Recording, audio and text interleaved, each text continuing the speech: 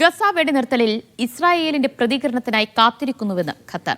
മറുപടി നൽകാൻ ഇസ്രായേലിന് സമയപരിധി വെച്ചിട്ടില്ല. യുദ്ധം അവസാനിപ്പിക്കാനുള്ള സമഗ്ര കരാറിനാണ് ശ്രമിക്കുന്നത് എന്നും ദോഹയിൽ ഖത്തർ വിദേശകാര്യ വക്താവ് പ്രതികരിച്ചു.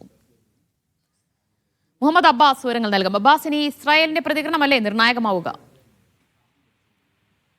അതെ ദിവ്യ, ഇന്ന് വൈകിട്ടാണ് മാജിദ് അൽ അൻസാരി, ഇവിടുത്തെ വിദേശകാര്യ വക്താവ്, ഇന്നലെ വെടിനിർത്തലുമായി ബന്ധപ്പെട്ട് ഇന്നലെ വന്ന വാർത്തകളോട് സ്ഥിരീകരിച്ചത് ഒരു വാർത്താ സമ്മേളനം നടത്തിയത്.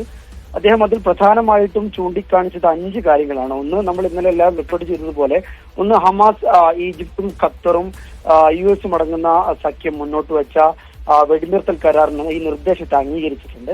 രണ്ടാമതായി ഇസ്രായേലിന്റെ പ്രതികരണത്തിന് കാത്തു നിൽക്കുകയാണ് ഖത്തർ. ഇതാണ് ഇന്നത്തെ ഒരു സുപ്രധാനമായിട്ടുള്ള സംഗതി എന്ന് പറയുന്നത്.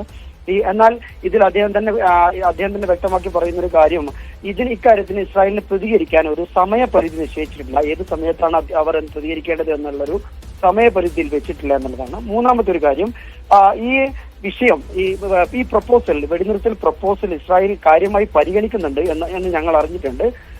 98% കാര്യവും, ഈ പ്രപ്പോസലിലെ 98% കാര്യവും ഇസ്രായേലിന് സമ്മതമുള്ള കാര്യങ്ങളാണ് എന്നുകൂടി അദ്ദേഹം ഇന്നത്തെ വാർത്താ സമ്മേളനത്തിൽ പറഞ്ഞു വെക്കുന്നുണ്ട്. നാലാമത്തെ ഒരു കാര്യം, ഖത്തർ പ്രധാനമന്ത്രി ഇക്കാര്യത്തിൽ US അധികൃതരുമായി നിരന്തരമായി ബന്ധപ്പെട്ടുകൊണ്ടിരിക്കുകയാണെന്നുള്ളതാണ്. നമുക്കറിയാവുന്ന പോലെ തന്നെ ഇക്കാര്യം യാഥാർത്ഥ്യമാകണമെങ്കിൽ US കൂടി ഒരു ഇൻവോൾവ്മെന്റ് ഇതിൽ ആവശ്യമാണ് എന്നുള്ളത് നമുക്കറിയാം. അഞ്ചാമത്തെ ഒരു പ്രധാനപ്പെട്ട കാര്യം, ശാശ്വത വെടിനിർത്തലിനായിട്ടുള്ള, സമ്പൂർണ്ണമായിട്ടുള്ള ഒരു വെടിനിർത്തലിനായിട്ടുള്ള യുദ്ധം അവസാനിപ്പിക്കാനുള്ള ഒരു സമഗ്ര മാർഗനിർദ്ദേശമാണ് തങ്ങൾ സമർപ്പിച്ചിട്ടുള്ളത് എന്നാണ്.